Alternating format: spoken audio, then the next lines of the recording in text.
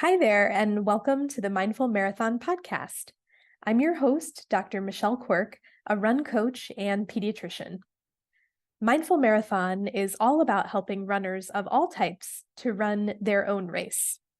Whether you are a seasoned runner or you're just getting started, I want to let you know that you're welcome here and that you're in the right place.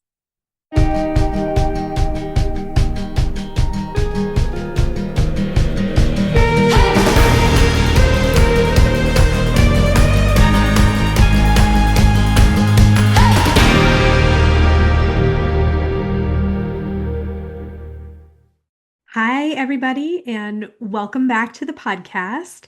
I hope that you all had a very happy Thanksgiving and that you are getting back into your regular routine this week. And hopefully, your regular routine includes listening to this podcast. I wanted to start by giving two shout outs. One to all of you who sent me amazing turkey trot photos. Thank you. I got quite a lot of emails and DMs in my Instagram in basket with all of your pictures, and a lot of people tagged me on social media. So thank you. That really brightened my Thanksgiving morning and the day after to see all of that. And then I also wanted to give a shout out to my friend and fellow physician, Dr. Sarah. She is a longtime listener of the podcast. She was also a podcast guest, so head on back to episode 8 to listen to that. But she sent me a lovely, lovely note. So she was telling me that she was very inspired by the Turkey Trot episode last week, and her kids were super excited to run a turkey trot. Now, she is a busy mama of 5, and she was solo parenting on Thanksgiving Day. And so they decided to do a turkey trot around their neighborhood. So they did their trot, they did a little bit of a hike, the kids loved it. And I just wanted to say congrats and great job, Dr. Sarah, because that is what it is all about. We don't have to do anything involving, you don't need a race bib or a chip time. It doesn't need to be anything official. You made it work with limited time and limited resources. And also, it's a lot to, wrangle 5 kids by yourself to get to a local a local race. And also, that's a lot of registration fees. I recognize that. So great job, Dr. Sarah. And Dr. Sarah is a movement coach, and she specializes in helping a lot of postpartum mamas. So if that is you, head on over and give her a follow. We're on Instagram at Dr. Sarah Ionescu. Ooh, I forgot I have a third shout out. This one goes to Brenda in Nebraska. She is a friend and a runner of many years, and she sent me this lovely Mind Over Miles sweatshirt that I am wearing today. I always break it out in the winter. It goes with the Run Nebraska blanket that she also sent. So thank you, Brenda, for these lovely gifts several years ago. I am still enjoying them today. And thank you for listening to the podcast. So here we are in December already, and I recognize that December is a uniquely tough month for a lot of runners. I mean, we've got the cold, the darkness, we've got disrupted schedules and holiday schedules, and just this overall feeling of being like off track with our running, with our usual schedule. And so I want everybody to know that you aren't alone and that the patterns that you're running into right now are extremely common, and they are common for me as well. And so today, the title of the episode is 3 Things I Want You to Stop Doing This December. Now, you guys know that I'm a very positive person, and so if we're going to talk about 3 things I want you to stop doing, we'll talk about 3 things I want you to start doing instead, because I can't just leave it as a negative. We're going to turn it around and make it a positive thing of 3 things that you can start doing instead. And also stick around for the end. I have an upcoming workshop on December 11th that I will talk more about at the end of the episode. So, okay, 3 things I want you to stop doing this December. Okay, number 1, comparing your winter running to what you were doing in another season. I don't even care which season, But winter running looks a little bit different. So your December mileage and your paces are going to look different. We are dealing with limited daylight, very dark mornings, cold muscles, extra layers, more stress. We've got changes in our physiology, plus we have schedule changes. And so we're dealing with sometimes some lower motivation, some fatigue for whatever the reason work, family, holidays. We just have a lot going on right now. So, how is comparison showing up? Here's some ways to recognize it. If you find yourself saying things like, well, I used to run 4 days a week or 5 days a week in the fall, or even in the spring, right? Like I used to run 5 days a week in April and it felt fine. Or you find yourself saying things like, my pace was so much faster in the spring and the fall. If you find yourself saying, I used to be so consistent, what happened to me? What happened? And overall, if you've got this like looming feeling like you're losing fitness and you don't know why, it might be time to just recognize and then reframe. Okay. So here's what we're going to do instead. So I want us all to focus on consistency. Okay. We're going to be flexible with ourselves. We're going to be a little bit gentler with ourselves, and we're going to set some realistic goals here because December is just a very busy month. And we can view it in a number of ways, especially if you don't have a race on the calendar for a little while and you're in kind of a either an off season or a maintenance phase. I think either way, viewing this season as a time of recovery and also a foundational season to set yourself up for what is coming next. So, a lot of times in the winter, I treat winter as an off season and I don't make the focus so running heavy. Maybe we shift to something else that you really enjoy doing. I have a lot of runners who are also cyclists and they get on their indoor trainers for the winter. I use this time to focus on strength training. I'm using this time myself to focus on my swimming because I like that too. So, a little bit of a reframe where you don't have to be so intense about the running right now, especially if you don't have a race on the calendar for a couple of months. So, what I want us to do instead is create a winter version of enough. And what does that look like for you? Look at your schedule, look at what is going on this month. I want us to focus on consistency over performance and think about some things that would make this more doable for you. That might look like shorter runs. That might look like switching up the time that you run. Maybe instead of running first thing in the morning when it is freezing and dark, we switch it to a midday run or an afternoon run if your schedule allows.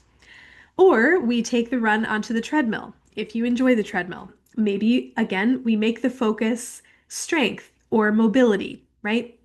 So, number one, stop comparing your winter running to another season of running and instead, again, celebrate showing up, getting fresh air, honoring your energy in this season. Okay, so we're going to honor this season of life instead. Number two, I want us to stop feeling guilty for doing shorter runs or for running less frequently. So, again, we've got a lot of stuff going on in December. We've got family obligations, holiday obligations, our work schedules are intensifying. I know for me, as a primary care pediatrician, it is sick season at the office, and the schedule is full and it's intense. And so I want us to recognize that, and instead of fighting against all of those things, let's work with it, okay? Again, we've got less daylight, and so it's harder to squeeze running in. And then we may also have travel and disruption of our usual routine. And so all of this interrupts like our ideal of the perfect training week. And so that's okay. Throw out the perfect training week, okay? We don't want running to feel like another chore. And a lot of times at this time of year, we see some all or none thinking showing up. So if you find yourself saying things like, well, if I can't do 5 miles, why even bother? Or if I can't get out there for 40 minutes, why even bother? Okay. So if you find yourself saying those things or your brain is offering those questions or statements to you, just recognize, like, oh, okay, that's some all or none thinking. Let's put that aside and let's figure out how we can make this work. So here's my reframe. So again, we're going to stop feeling guilty for shorter or less frequent runs, and we're going to reframe it and say things like something is always better than nothing. So a 10-minute or a 20-minute workout is better than doing no workout at all. And I would argue that during chaotic seasons, right? Running is meant to support you. And most of us run for our physical and mental health, and we like how we feel when we run. We're not running to add extra pressure, right? Like that defeats the entire purpose. So recognize that rest is needed and lower mileage is needed in certain seasons, and that is valuable for our long-term health and our long-term ability to stay in the sport. And so what to do instead? I would recommend building a December, I'm going to call it a minimum viable running plan, okay? A minimum viable running plan. So what does that look like for you? Maybe it looks like being a little more flexible with yourself and saying, I'm going to do between 1 and 3 runs a week. I'm going to run between 15 and 30 minutes, and that is enough. And I'm going to try to suspend judgment if I need to change the plan or be flexible with the plan. That third one might be the hardest, guys. So no judgment when your plan needs to flex, okay? We want to celebrate how adaptable we are rather than perfection, right? Progress over perfection. And think about shifting to the question, what does my body need today? What does my body need today? And guys, I'm doing this right along with you. And I'm going to say right now, it's really hard to do this. It's hard for me not to have a running plan. It is hard for me not to have a plan in Final Surge for myself. And I think this is a little sidebar. I think the reason why is that I have a fear that I will simply do nothing, that at my baseline, I am some kind of a lazy sloth and I will be sleeping on the couch every day. And there is no evidence to support that anymore. I think maybe I used to be that person a very long time ago, but I haven't seen that version of myself in like over 10 years. And so I'm not sure why that still shows up for me. Like I must see it on the training plan and I must follow this calendar or I am not, a fit individual. So I recognize that. And I practiced this myself, not having a plan for a couple of months and kind of asking myself every morning, what does the body need today? And having a loose plan, like I'm going to aim to run 3 times a week, do my strength training twice a week, and swim once or twice a week, and flex as needed. So I want us to practice that, and I am going to practice right along with you. And then the third thing that I want us to stop doing is stop assuming that we've lost fitness. So in the winter, in December, we may be running a little bit slower because of the cold, because we are dodging snow and other lovely elements out there. It takes a little bit longer for our muscles to warm up. So we might be running a little bit slower than we were in the fall. We may be wearing a lot of gear. It may take us a little bit longer to get out the door because we have to put 25 layers on. We may be feeling fatigue from life stress, work stress, holiday stress. We may be doing fewer workouts, right? Fewer long runs. We may not have a race on the calendar. We feel a lack of structure. And so you may find your mind offering statements like, well, if you don't get out there, you're going to lose all your fitness. And the truth is that your base fitness is far more resilient than you think. And we don't lose our aerobic fitness in just a few weeks. It really takes a long time to lose all of that base fitness that you have gained. So if you had a very heavy fall training cycle, you're not going to lose that through the winter, I promise. And when you get back to more regular training and increased training as we get closer to spring, it really will not take very long for your fitness to come back. So, just as we talked about with summer running, winter running builds strength in a different way. So, again, we're building mental toughness, we're building consistency, we're building resilience.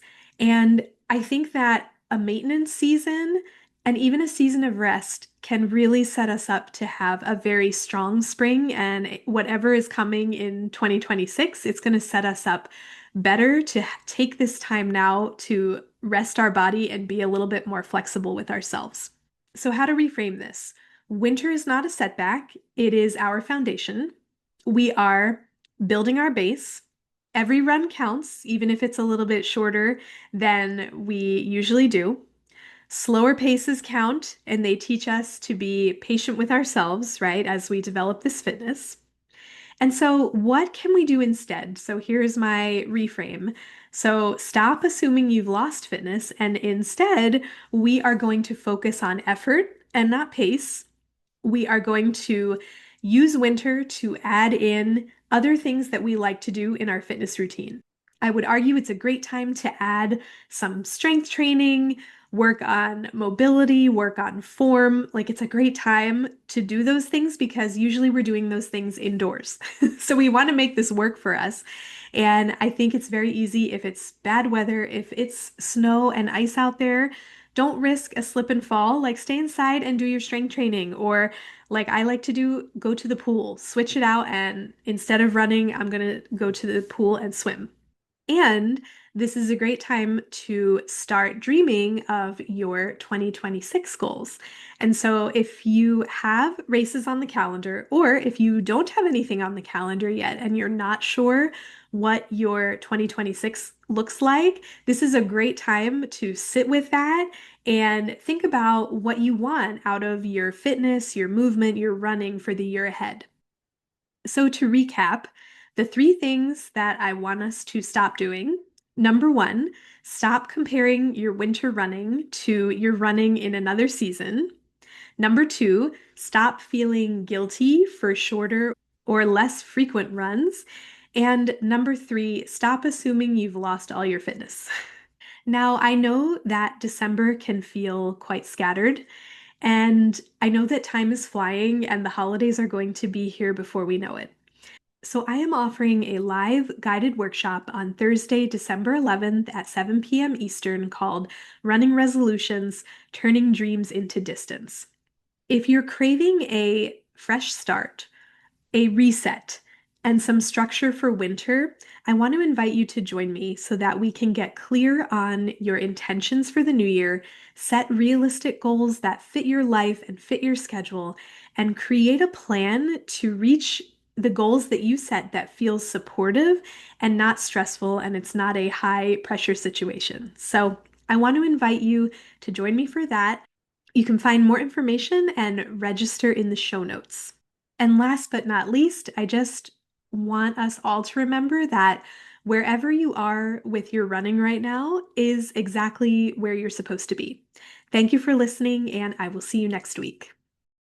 Thank you for listening today. If you enjoyed the episode, please share it with a friend. And if you have a moment, please rate and review the podcast so that we can reach and encourage others to tie on their sneakers and join us out there on a run. See you next time.